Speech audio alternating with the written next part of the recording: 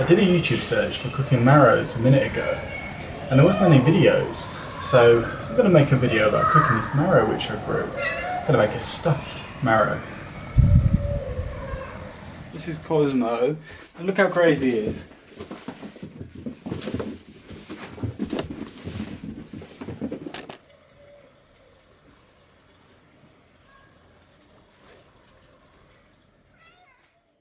Let's go over the ingredients we need for this recipe. Obviously we need the marrow, and this is from my garden, which I'm very proud of. I've said that twice now.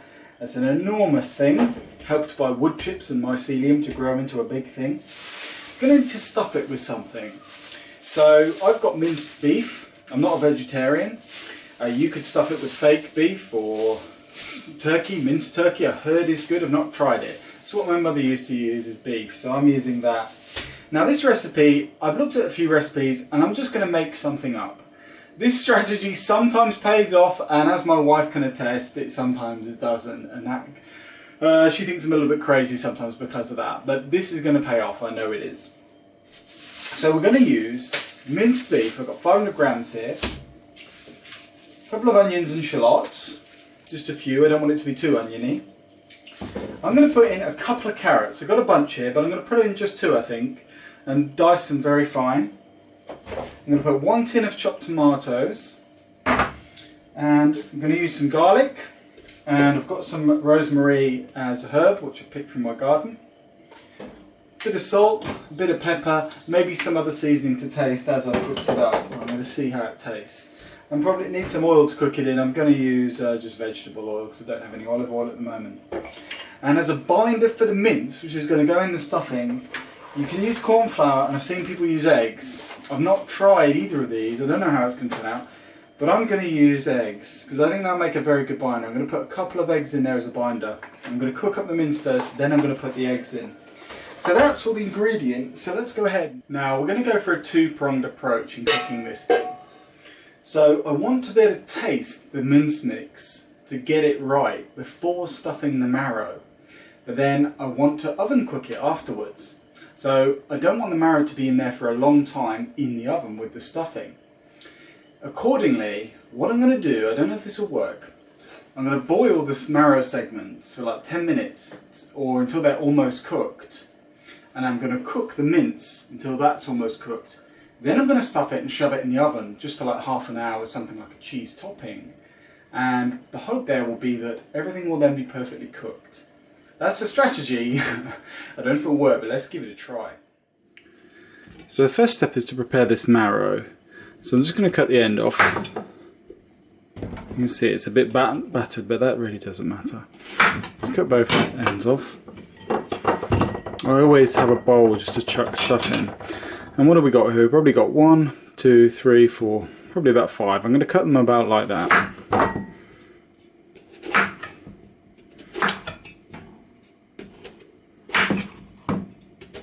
There we go. So we have 1, 2, 3, 4, 5, 6 bits to stuff. Next step is to scoop this stuff out. So I'm just going to use a spoon for that.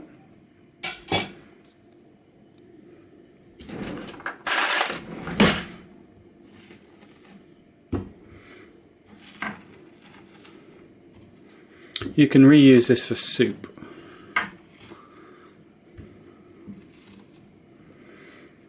Now, you don't want to scrape it all out, but you want to leave, just the edge, just the kind of meaty bit there. Because obviously you could scrape all the way to the edge. Now let's do that to all the rest.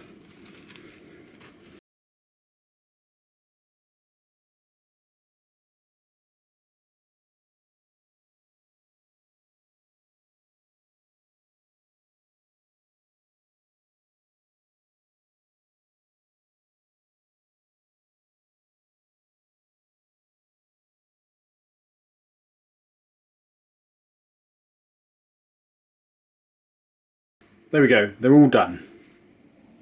As you can see, I had to use a larger pan because the marrows wouldn't fit in. So if I just shove the marrows in here, and there we go. And now I'm going to pour boiling water on them, which I've boiled in the kettle. Interestingly, there was an article written by Professor David Mackay, who's an energy expert, about whether it was more efficient to boil water in a kettle or boil it within a pan. It turns out that in terms of cost it's about the same, because gas is cheaper. Even though they're using a kettle, it boils the water more efficiently. So the conclusion was, well, if you want to use the energy efficiently, it turns out that it's better to use a pan to heat the water and the gas in the winter, because that will have the side effect of heating your home. But they're not completely covered, so I'm going to cover them with water and then I'm going to set that boiling. Then we're going to go ahead, chop up the ingredients for the mince. So the marrows are now in here with the boiling water. I'm going to stick a bit of salt in there as well, just for them to boil with. I'm going to try and boil them for something like 10 minutes. Well, essentially I'm going to keep boiling them until I think they're almost cooked. I'm just going to use my intuition to tell that, and I think pretty much everybody has that intuition when it comes to cooking. So for the onions, I've got an onion here and a couple of shallots. So I'm going to chop off, this is how I chop them up. The reason I'm going through this is because I know people who, they don't know how to cook, and I once did an autistic befriending group, and me and my friend Duncan, who is the autistic guy I befriended, we did some cooking because it's a useful life skill. And so it's very useful to know how to actually cook if you're a man, especially. The days of sexism gone, but you know, a lot of men don't know how to cook and think it's something difficult. So how I personally chop these up is because otherwise it's easy for them to fall apart. So I cut, first of all, a number of slits into them, then I turn it round and just cut it this way in order to dice it, and then that dices it quite well.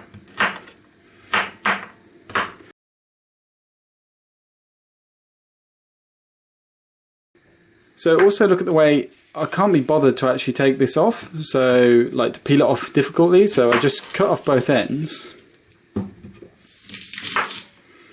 And then once you've done that, I normally just chop it in half, and once it's chopped in half you can then easily peel off the skin bits.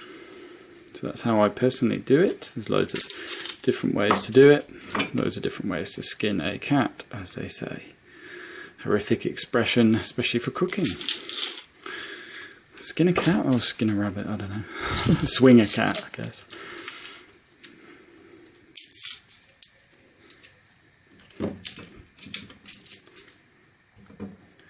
So just to demonstrate that technique again,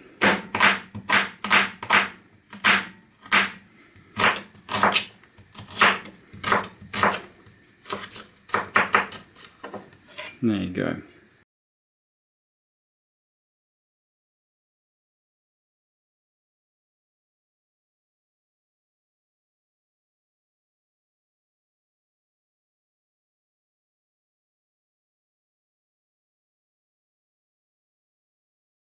Now that the onions are done, I'm actually going to start those off in the pan immediately with a bit of butter, just to soften them up.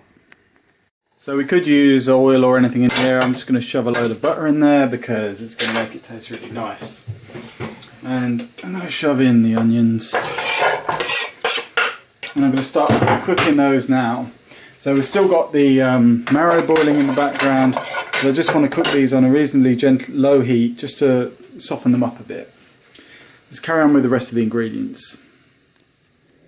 Now I only want a couple of carrots in this, probably these two I guess.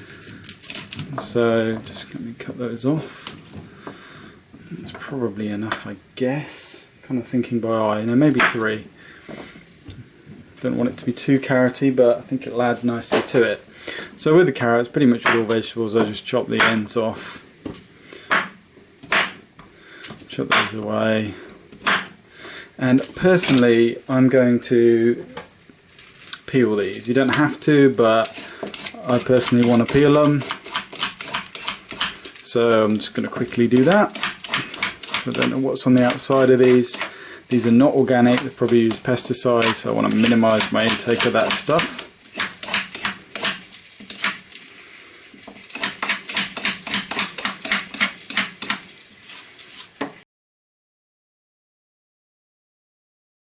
There we go.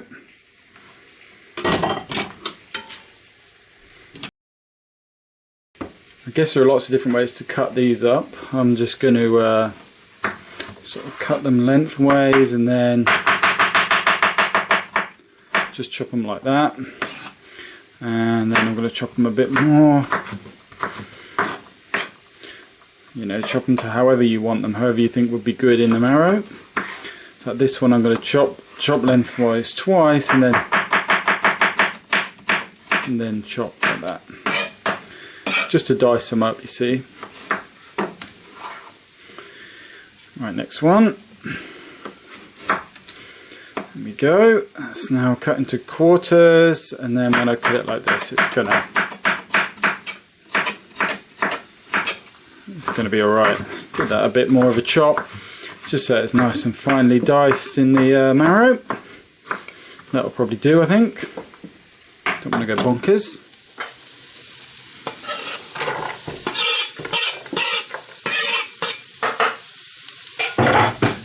Keep these bad boys cooking over. This carrot takes quite a while to cook.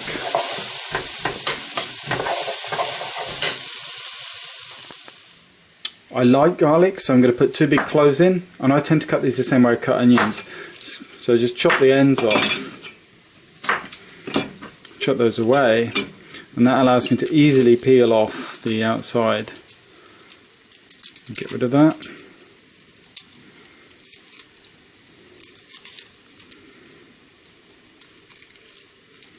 There we go. Now there's little bits on here, little brown bits, I don't like those. Puts me off, so I tend to just cut those off with a knife. But then if I actually cut the garlic up, I'll normally just chop this in half, and I will chop it a bit like I'll do the onion. So I'll do it like this, and then just cut like this, just to kind of dice it roughly. You can always go over it again to make sure it's chopped up really fine if you want, you know, just keep going over it a few times to get it as fine as you want it to go.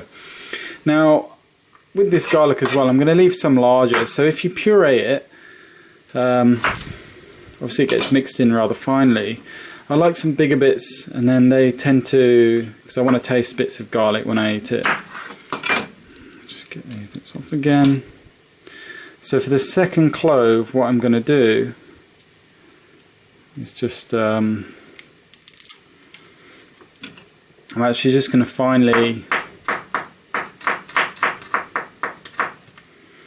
cut it like that. Now as you can see, I'm no Michelin chef. I'm just going to thinly slice it like that, and there we go, we've got some kind of slices. So that's all our garlic. I'm going to add that into the pan now. So here comes the garlic. Now it's probably about time that we put the oven on. So I'm going to put the oven on gasmark 6, ready for the marrow to go in. This is all cooking down nicely. If you see any big bits in there, just chop them up or break them up. Now let's put the oven on.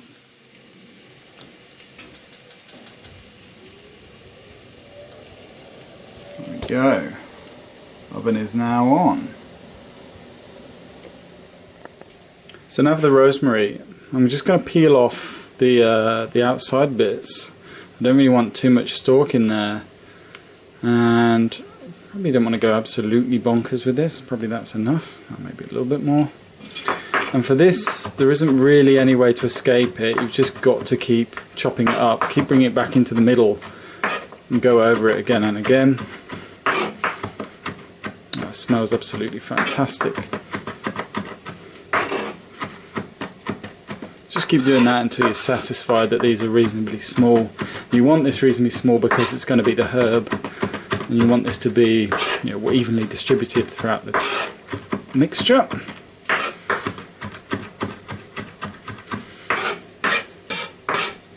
There we go. That'll do. Let's add that in.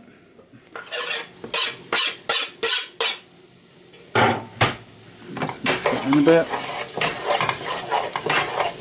Now I'm also going to add in a bit of salt and pepper now. So I want a bit of pepper in there. Add a bit of flavour. A bit of salt in there.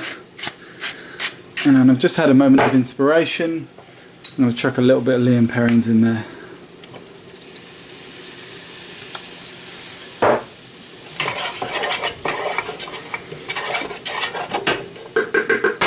Now of course it's about time that we shove the beef in there.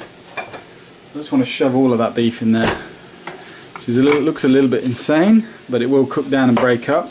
But what you got to do when you're doing that is make sure you keep close eye on it and keep breaking it up as it starts cooking. So you don't want big lumps in there, you want that to break up. Just another quick inspiration, I'm going to shove a yellow courgette inside the marrow as well, because I think it's a little bit funny to do that, a little bit strange to have inside the marrow we'll have the courgette. I'm just going to shove it in like that. Maybe I should put up a bit more. See, this is what I like about cooking. I mean, you can do what you like, really. Just do whatever you want. So for that yellow courgette, also from my garden, it's in there now.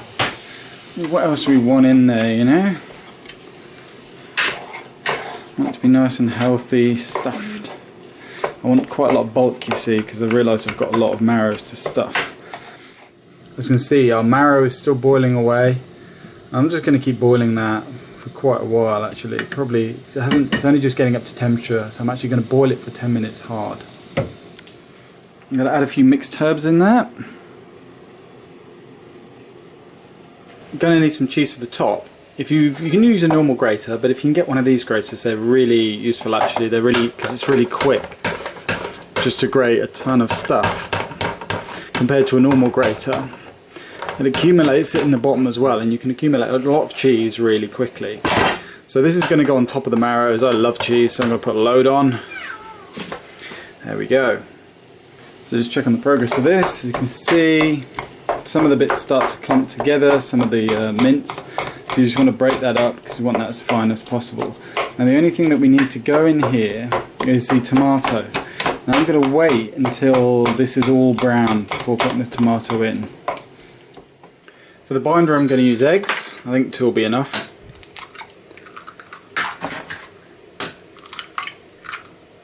I'm just going to whisk them up.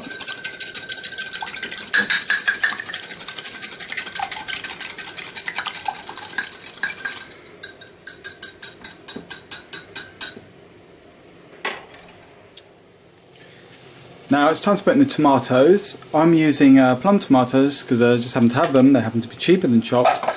What you can do is you can just chop them up a bit once they're in the pan. So be careful not to damage your pan. This one's already pretty wrecked, so I don't really care. Now mix in the tomato. So I'm just going to make sure this is crushed up, and I'm going to cook this in until it's all nicely homogenised. Because this is going to form the basis of our stuffing mix. As you can see, it's there. And the reason I wanted to cook this up first, separately, rather than just shoving it into the marrow, is so that I can actually taste this. So once this is heated up and mixed together a bit, I can then give this a taste and see what the stuffing is going to be like, and then add any extra ingredients as necessary. There we go. Let's let that cook for a bit and then give it a taste. Everything's cooking nicely. So what I'm going to do is I'm going to shove a bit of oil in there, in the pan. Shove this in here. Right, so I'm just going to taste this now. It's all browned off. It looks like it's about the right consistency to stuff. Well, before I put the binder in. It's very beefy. It's nice and beefy. There's a good tomato tang there. I think that's good. I don't want to over season it. I'm happy with that. And I think the marrows are about done. They're boiling in the background here. So I'm going to take them out, stuff it, and we're going to shove this all in the oven now. Right, so here we go. This operation is going to be quite delicate. So, for some reason I just turned off the oven, of course, bizarrely. Now I'm going to take out the pan. I'm going to take this off the heat, turn that off. Put our pan here next to it. It's actually very hot. Now what I'm going to do is I'm going to take out the marrows from the back and put them in the pan. Okay, let's do it. I'm just going to pull them out. That's the timer for the marrows gone. These are now very, very cooked, actually. That's some sizzling in the oil. I can feel that these are definitely already soft on the outside. That's a good sign. Hopefully not too soft. The outside will tend to keep them together. That's why I left that on. Some people peel that off. And there we go. The marrows are in the pan. Then we're done with that. Boiling water. I can turn that off. Now for the stuffing. So we've got the binder here, which is the egg, and what I want to do is I'm just going to mix that in as quickly as I can. I don't want it to cook, because it will cook straight away. Egg will cook when things are hot, because I want that to hold it together once it's in. There we go. So the egg is in there. Let's just spoon this now in into each marrow nicely.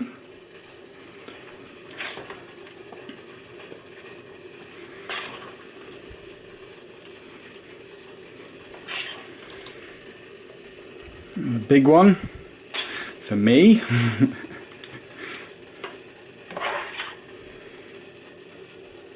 Baby one.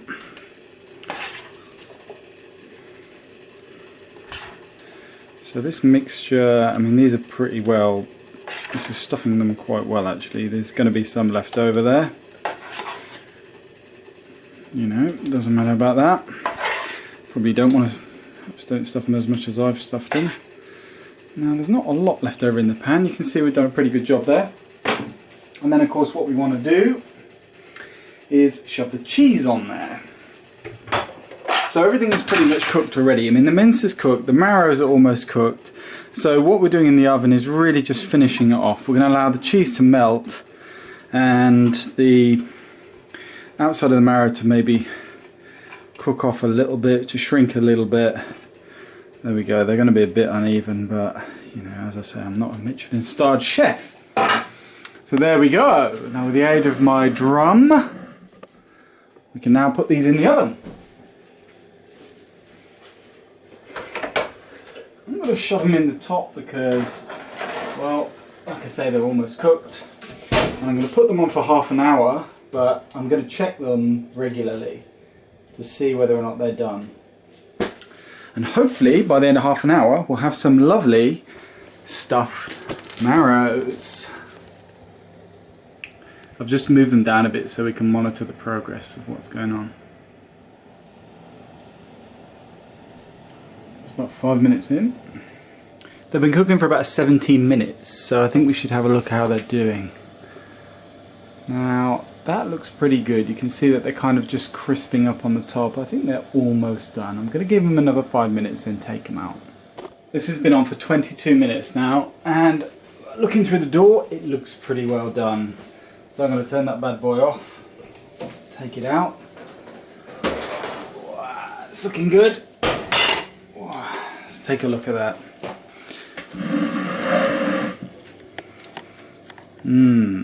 Fantastic. You can see everything is nicely crisped off on top. The cheese is cooked. So now just to actually serve this thing up, I'm going to try and use this. I mean, it could be a little bit tricky. What can I use as an aid? Just give it a go, eh? Oh, that seems alright. There we go, nice. So that's, well, that was going to be mine. That can be my wife's. Let's have so the big one for me. Let's move this out the way. These are very soft. I can tell this is all nicely cooked. Get that marrow out. There's a little bit of juice in the bottom, but they're actually very juicy already. I haven't let that kind of dry out too much. Let's take a look how good these things are then.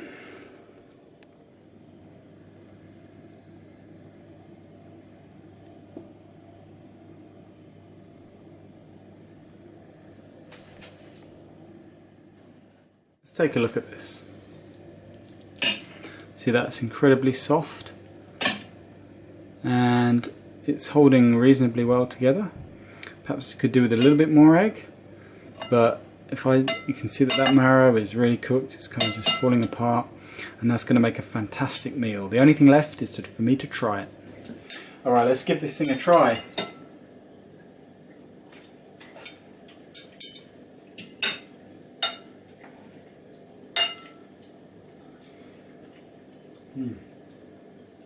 That's really good. That's worked really effectively. There we go, fantastic cooked marrow. So in summary, we boiled the marrow for about 20 minutes, I think, in total. The cooking time for the mince was probably about 20 minutes, and then the finishing time in the oven was about 20 minutes as well. With all preparation, all told, it's about an hour long to cook this meal. There you go, that's how you cook a marrow. That's how I cooked a marrow, and it's turned out fine. So I hope that was useful, and cheers.